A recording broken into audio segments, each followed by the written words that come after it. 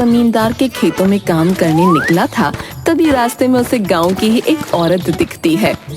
अरे भोंदू भाई साहब, मैं तो आपको देखकर हैरान ही रह गई। आपके सर पर तो अब एक भी बाल नहीं बचा है। वैसे सच कहूँ तो अभी पिता बनने की उम्र में दादा लग रहे हैं आप। भोंदू उस औरत की तरफ देखता है और सर झुकाकर आगे बढ़ जाता है। अब खेत पर पहुंचकर भोंदू काम करने लगता है। अरे भोंदू, तुझे मैं दूर से ही पहचान लेता हूँ। इतनी कड़कती धूप में तेरा तबले जैसा टकला अलग ही चमक रहा होता है। क्यों जमींदार साहब इतना मजाक बना रहे हो आप मेरा? एक तो मैंने अपने इस गंजेपन को दूर करने के लिए हर तरह की दवा दारू कर ली, लेकिन कहीं कोई बात ही नहीं बन रही। अरे दवा दारू करवाने का कोई फायदा नहीं। वैसे भी पूरा गांव जानता है कि तू भोंदू नहीं बल्कि गंजा सर है। क्या बताऊं मालिक, जब से माता पिता गुजरे हैं तब से तो मेरे सर पर सारी जिम्मेदारियां आ गई हैं, और जिम्मेदारियों के साथ चिंता और बुढ़ापा भी शादी के बाद ही आ गया। बस इसी मारे सर के सारे बाल उड़ गए। अच्छा अच्छा, ठीक है। तुझसे दो चार बातें क्या करने लगता हूँ, तू तो अपना दुखड़ा ही सुनाने लग जाता है। चल चल, काम पर ध्यान दे, और हाँ, जल्दी जल्दी हाथ चला। अरे भोंदू, सच कहूँ तो तुझे देखकर तो मुझे भी बहुत अफसोस होता है। तेरी बीवी तो कहती होगी कि किस लड़के के बाप से शादी कर ली मैंने, है?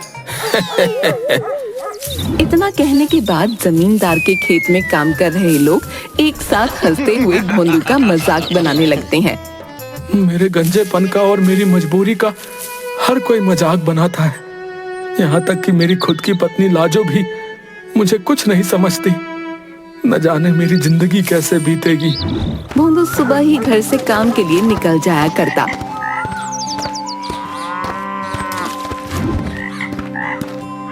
और देर शाम घर लौटता। जब भोंदू शाम के समय घर लौटता है, आ गए आप? क्या बात है, आज तो मेरा चंद्र ग्रहण उदास है, और इस उदासी का कारण मैं जान सकती हूँ क्या है? किसी ने भाव नहीं दिया, या फिर कोई तुम्हारे इस गंजेपन का मजाक बना गया? एक गिलास पानी मिलेगा, बड़ी मेहरबानी होगी। हाँ, क्यों नहीं, ये लो पानी। और हाँ, मैं तुम्हें बताना भूल गई, कल शहर से मेरी सहेलियां आ रही हैं, तो जरा उनके सामने ठीक से रहना। और वो जो बिग है ना, मैंने तुम्हें ला कर दी है, वो अच्छे से लगा लेना। क्या कल तुम्हारी सहेलियां आएंगी? अब वो भी मेरा मजाक बनाएंगी। नहीं, उन्हें मना कर दो, यहाँ आने की कोई जरूरत नहीं है, बोल दो। जितना तुमसे कहा है उतना करना, और बिना बिग के मेरी सहेलियों के सामने आने की जरूरत नहीं है। और अगर आए तो तुम्हें छोड़कर चली जाऊंगी, मैं याद रखना। मेरी सहेलियों के पतियों को देखा है, इतने सुंदर और अच्छे दिखते हैं, जिन्हें देखकर तुम्हें खुद पर शर्म आएगी। न जाने मैं भी किस दुविधा में फंसा हुआ हूँ।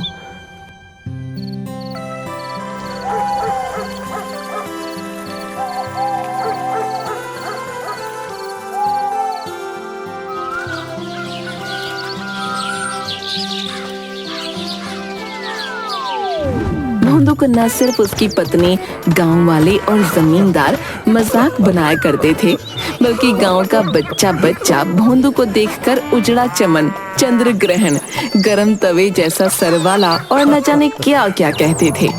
अब अगले रोज लाजो की सहेलियां लाजो के घर आती हैं।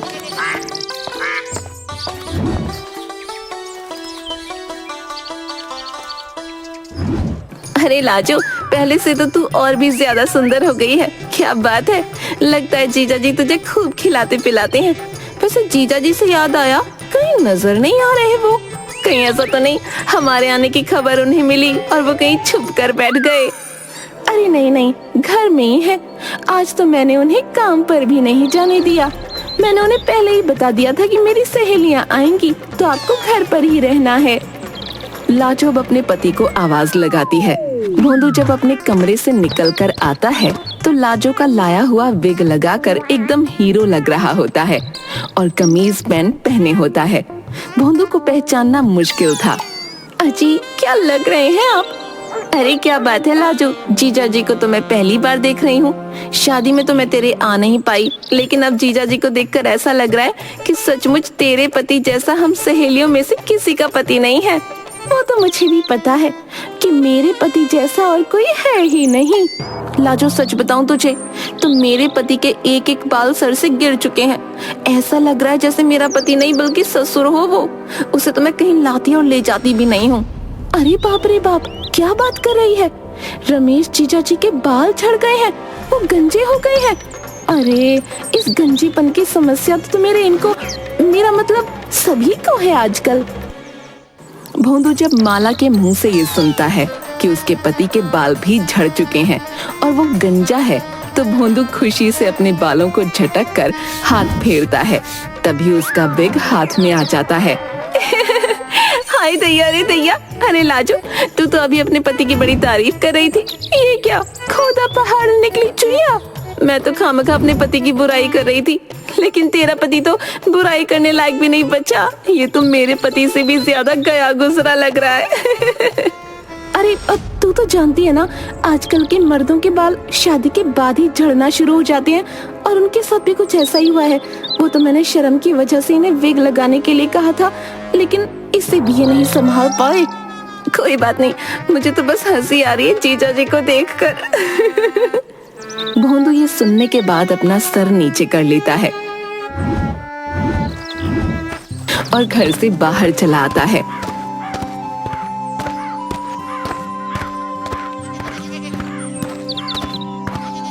अब देर शाम जब भोंदू घर लौट कर आता है तो लाजो अपने पति से खूब लड़ती झगड़ती है। एक काम कहा था आपसे, वो भी नहीं हो पाया। कोई बात नहीं, बहुत हो गया, अब मैं इस घर में और नहीं रह सकती। एक पल को मैंने सोचा था कि तुम्हारे इस उजड़े हुए चमन के साथ रह लूंगी, लेकिन अब नहीं। तो तुमने फैसला किया है कि तुम मुझे छोड़कर जा रही हो? हाँ बिल्कुल, क्योंकि तुमने मेरी सहेली के सामने मेरी इज्जत नहीं रखी, और अब मैं पूरे गांव के सामने तुम्हारी इज्जत रखकर या तुम्हारे साथ रहकर क्या करूंगी? माफ करना मुझे, मैं ये घर छोड़कर जा रही हूँ। अगर गलती से कल को मैं तुम्हारे बच्चों की माँ बन गई तो तुम मेरे बच्चों के बाप नहीं बल्कि दादा लगोगे। लाजो घर छोड़कर चली जाती है। अब भोंदू पर दुखों का पहाड़ टूट पड़ता है। पहले ही भोंदू अपने गंजेपन से दुखी था, लेकिन अब पत्नी के छोड़कर जाने का दुख और गम उसे खाए जा रहा था।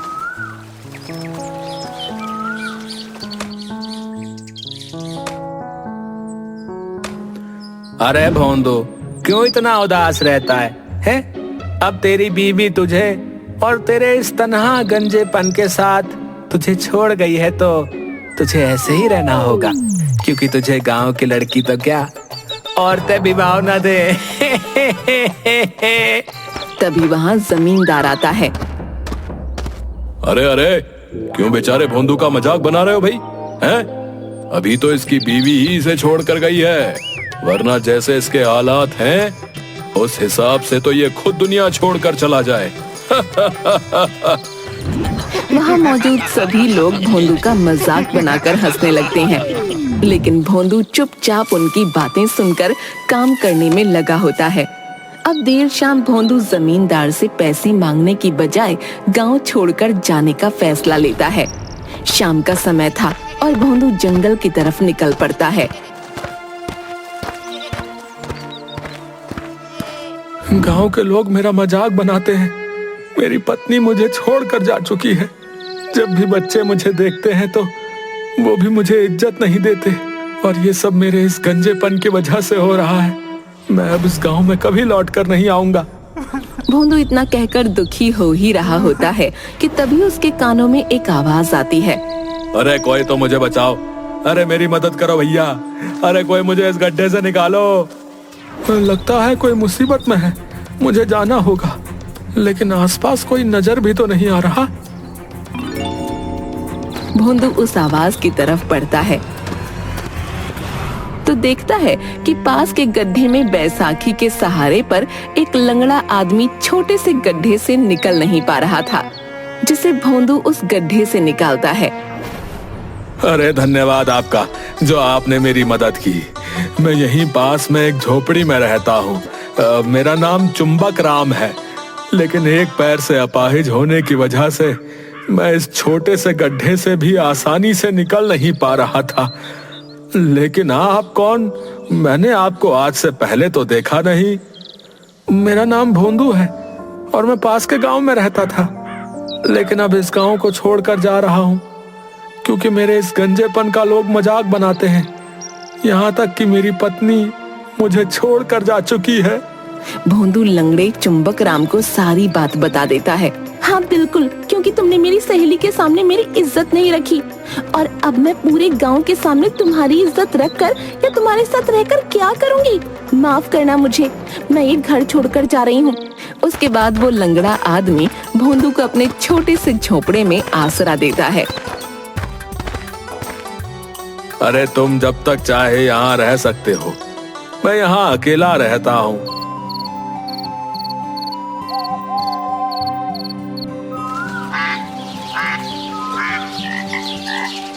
इधर जमींदार के घर एक ब्राह्मण पूजा करवाने के बाद पूरी सब्जी खा रहा होता है। तभी जमींदार का बेटा मोहन उसे देखकर कहता है, अरे ब्राह्मण जी, और कुछ लेंगे आप? लगता तो नहीं है कि और कुछ लेंगे, क्योंकि आपका तो खा खा कर पेट ही निकला हुआ है। मोहन, यह क्या तरीका है ब्राह्मण जी से बात करने का? अभी के अभी उनसे माफी मांगो। पिताजी, आपको पता भी है, करीब 1 घंटे से ये खाए जा रहे हैं, लेकिन फिर भी इनका पेट नहीं भरा है। जैसा शरीर है आलू जैसा, वैसे ही खा भी रहे हैं। सत्यानाश हो तेरा, जो तूने मुझे आलू जैसा कहा। मैं अभी इसी वक्त तुझे श्राप देता हूँ कि तू पूरा का पूरा आलू बन जाए। नहीं ब्राह्मण जी, ऐसा मत कीजिए। अरे नहीं, ये क्या हो गया? मेरा बेटा तो चलता फिरता आलू बन गया। मोहन, मैंने तुझे मना किया था ना कि ब्राह्मण जी को ऐसे मत बोल। ब्राह्मण जी, मैं आपसे माफी मांगता हूँ, आप इसे पहले जैसा बना दीजिए। बिल्कुल भी नहीं, मैं अपनी कही हुई वाणी वापस नहीं ले सकता। और इस बालक ने एक ब्राह्मण को अपशब्द कहे हैं, जिसका खामियाजा ये भुगत रहा है।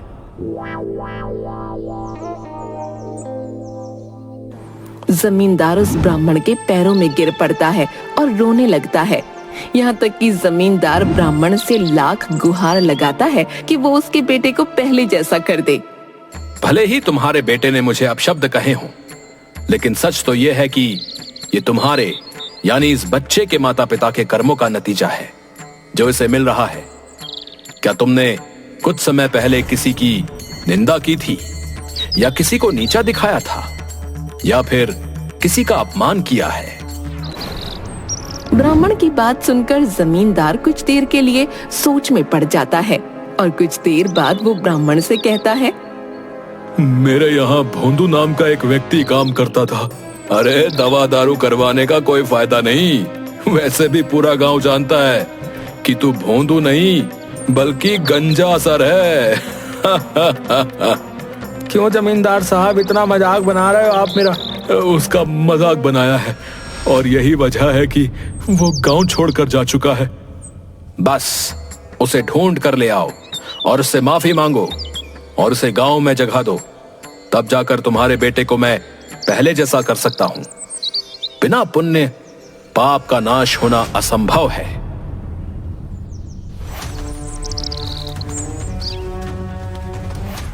जमींदार अब कड़ी मेहनत लगाकर अपने आदमियों से भोंदू को ढूंढने को कहता है।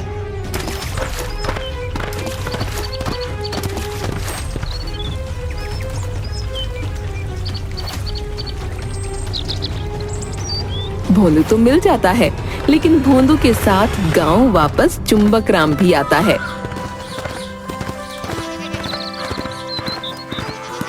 अब दोनों गांव आते हैं तो ब्राह्मण जमींदार के बेटे मोहन को आलू से वापस इंसान बना देता है।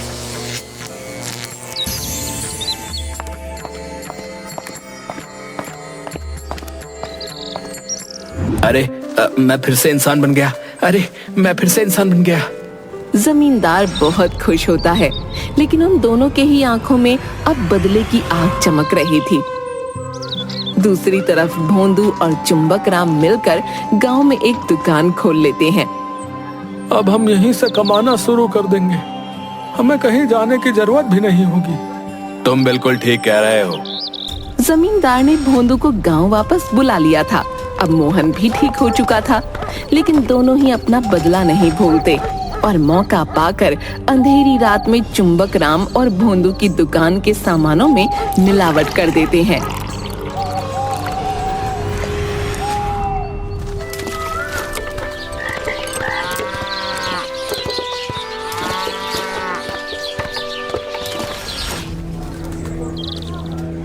तुम गांव वाले इस लंगड़े और गंजे को यहाँ से मारते हुए निकालोगे।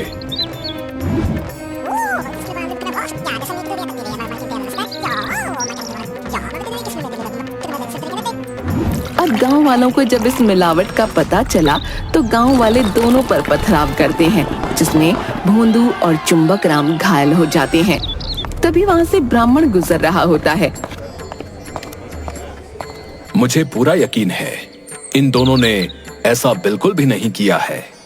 चाहे तो मैं इसका सबूत दे सकता हूँ। इस सबूत को लोगों के सामने लाने के लिए ब्राह्मण अपनी शक्तियों से समय को पीछे लेकर जाता है, जहां गांव वाले साफ साफ देख पाते हैं कि रात के अंधेरे में जमींदार और उसके बेटे ने भोंदू और चुंबक राम की दुकान के सामान में मिलावट की है। तो चोर आप लोगों के सामने है। पथराव इन पर कीजिए और इन्हें निकाल दीजिए गांव से बाहर, ताकि ऐसी गलती दोबारा ना हो। अरे गांव वालों, देखते क्या हो, मारो इन्हें और निकाल दो गांव से। हाँ, ये लोग यहाँ रहने के लायक नहीं है। हाँ। गांव वाले जमींदार और उसके बेटे को गांव से निकाल देते हैं और भोंदू अपने दोस्त चुंबक राम के साथ खुशी खुशी रहने लगता है।